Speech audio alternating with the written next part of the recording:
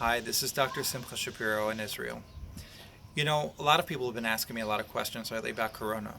And the truth is it's all very confusing. And I myself didn't really understand why are governments and World Health Organizations reacting so dramatically to something that seems like it's like the flu. And so I decided I'd investigate it and understand it a little bit better. And one of the things I realized was even the news sources weren't really writing about things and explaining them in such a way that explained why the dramatic reaction. So here's what I found out that helps to make things more sensical. Is coronavirus really like the flu? Well, yes, it is really like the flu in the symptoms that it presents with. People who have a mild case of corona will have fever, cough, a general feeling like they don't feel well, they feel flu-like. The thing is when we look at infectious diseases, they rate infectious diseases in two different ways. They rate them based on how contagious they are and based on how deadly they are. So let's take something like the flu. The seasonal flu, the influenza virus, in the year of 2017 through 2018, which is the last time we have updated data, in the United States, about 61,000 people died, and worldwide, 300 to 600,000 people died.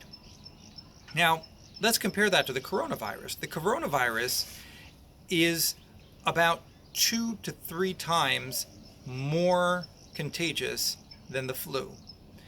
And when you look at those numbers with the flu, that represented less than 0.1% of the number of people who were infected with the flu died, those numbers.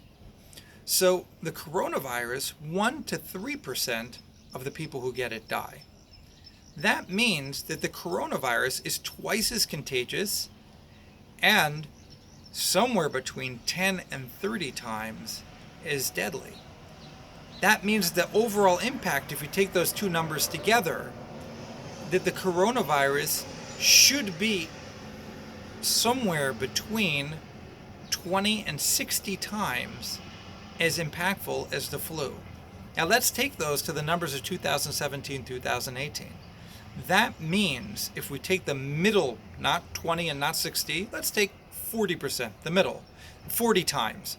That the coronavirus would be 40 times as impactful on a global level as the flu.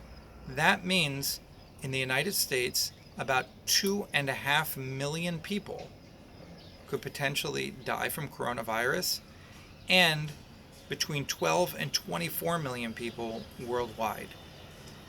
Now that's something that's worth getting dramatic about. That's why governments are getting very dramatic. In fact, those types of numbers, the medical system can't handle that.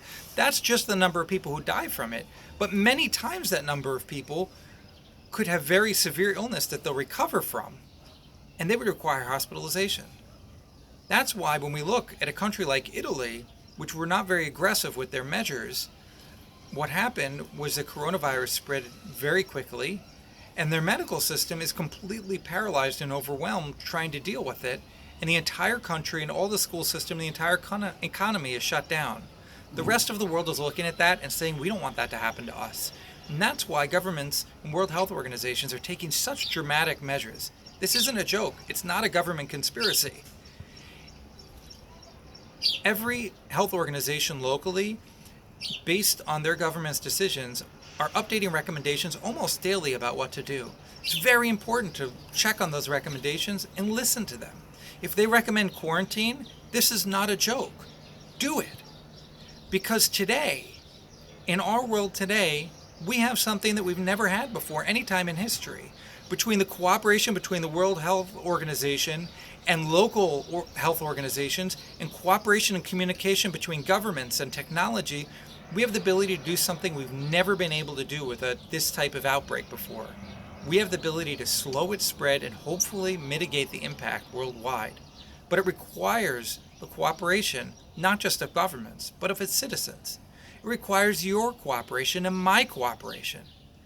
So let's make sure that we listen to the recommendations and we each do our part to help keep this under control as best as possible. Wishing you lots of health, Dr. Shapiro.